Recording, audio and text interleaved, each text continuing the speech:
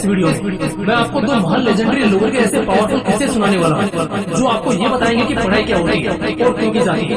और अगर ये चीज आपके समझ में आ गई तो आपका सिर्फ पढ़ाई में मन ही नहीं लगेगा, बल्कि आप एक नया कीर्तिमान स्थापित कर सकोगे। लेकिन उससे पहले मैं आपसे पूछता हूँ कि पढ़ाई क्या है। आप सोच रहे होंगे कि मैं इतना बेसिक सवाल क्यों पूछ रहा हूँ, हम यहाँ पढ़ाई में मन कैसे लगाए, इस सवाल का जवाब जानने आए हैं और आप हमें ये क्या सिखा रहे हो। अगर आपके भी यही सोच है तो इसे बदलने की जरूरत है, क्योंकि यही किसी भी बेसिक चीज या सवाल को कम आंकने की आदत हमें आगे की राह तय करने ही नहीं देती। दोस्त हमेशा याद रखें कि घर की असल मजबूती उसकी दीवार या छत से नहीं आती जाती, बल्कि उसके बेस से आती जाती है। जितना मजबूत घर का बेस होगा, घर उतना ही मजबूत होगा। इसलिए पहले बेस को पक्का करो, फिर सोचना कि इसके आगे का क्या प्लान होगा। इतना बताने के बाद मैं आपसे दोबारा वही सवाल पूछना चाहता हूँ कि पढ़ाई क्या है, पढ़ाई का असली मायनों में क्या मतलब है। मैं गारंटी दे सकता हूँ कि इस बार आप में से ज्यादातर लोगों के मन में कंफ्यूजन पैदा हो गया है कि पढ़ाई किसे कहें। इसको लेकर आप श्योर नहीं हो पा रहे हो, लेकिन चिंता मत कीजिए, आपके मन में जो भी कंफ्यूजन है, जो भी डाउट्स है, वो अब क्लियर होने वाले हैं। पढ़ाई एक ऐसा शब्द है जिसका अर्थ आसानी से समझा नहीं जा सकता। इसका अर्थ वही समझ सकता है जिसने इसका महत्व जाना है। हमारे एजुकेशन सिस्टम और आसपास की शिक्षा से जुड़ी जो भी चीजें, इसने हम सभी के मन में पढ़ाई के मतलब को इतना आसान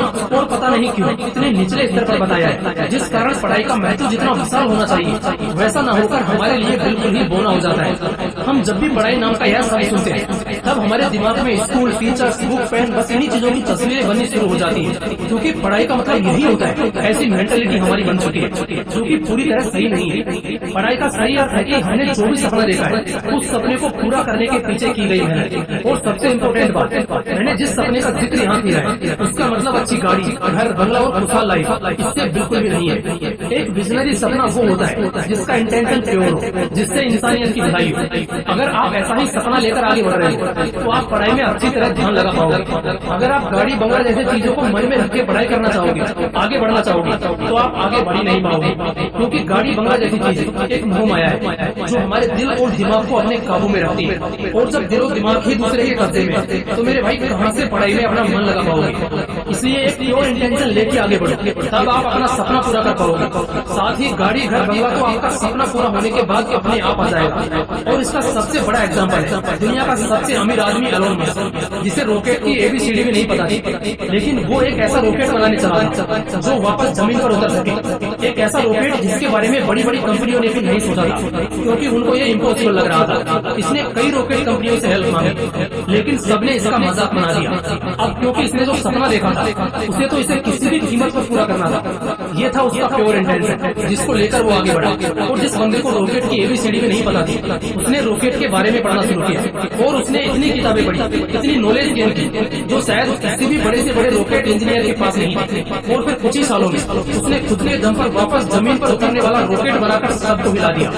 दोस्तों, इस कहानी से आपको समझ आ गया होगा कि एलोन मस्क ने रॉकेट के ऊपर इतनी किताबें कैसे पढ़ी, उसका पढ़ने में मन कैसे लगा, क्योंकि उसके पास एक और इंटेंशन था, एक लक्ष्य था, एक सपना था कि उसे जमीन पर उतरने वाला रॉकेट बनाना है। अगर अभी भी आपको नहीं समझ आया कि पढ़ाई का मतलब क्या होता है, तो हमारी आजादी के लिए जिन देश के सपूतों ने अपनी जान न्यौछावर कर दी, उनके सपनों को जानो, समझो, तब आपको पता चलेगा कि पढ़ाई जीवन में क्या बदलाव लेकर आ सकती है। शहीद आजम भगत सिंह, इनका जब जिक्र होता है तब हमें एक ही बात याद आती है कि भगत सिंह 23 साल के एक नौजवान थे जिनकी रगों में देश की आजादी के लिए खून खोल रहा था, और इसलिए उन्होंने अंग्रेजों के खिलाफ लड़ाई लड़ना शुरू किया। लेकिन इस लड़ाई में वो पकड़े गए और अंत में किसी देश के लिए फांसी के तख्ते पर चढ़ गए। क्या शहीद आजम ने इसी बात के लिए हमारे दिलों में जगह बनाई है? क्या इसी कारण हम आज भी उन्हें अपना आइडियल मानते हैं?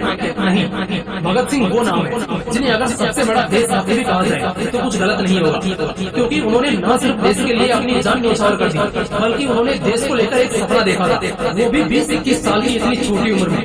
दोस्तों, उन्होंने भारत को लेकर जो सपना देखा था वो इतना बड़ा और विजन से भरा था जिसे जानकर शायद आपकी आंखें नम हो जाए। उन्होंने फांसी चूमने से पहले एक किताब लिखी थी जहाँ उन्होंने अपने सपनों के भारत के बारे में लिखा था। उस किताब में उन्होंने लिखा था कि आने वाले 15-16 सालों में भारत आजाद हो जाएगा, जो बिल्कुल सही साबित हुआ था। उसके बाद उन्होंने बताया था कि आजादी के बाद में 40-45 सालों तक देश में करप्शन, गरीबी और भुखमरी यह बड़े स्तर पर होती रहेगी।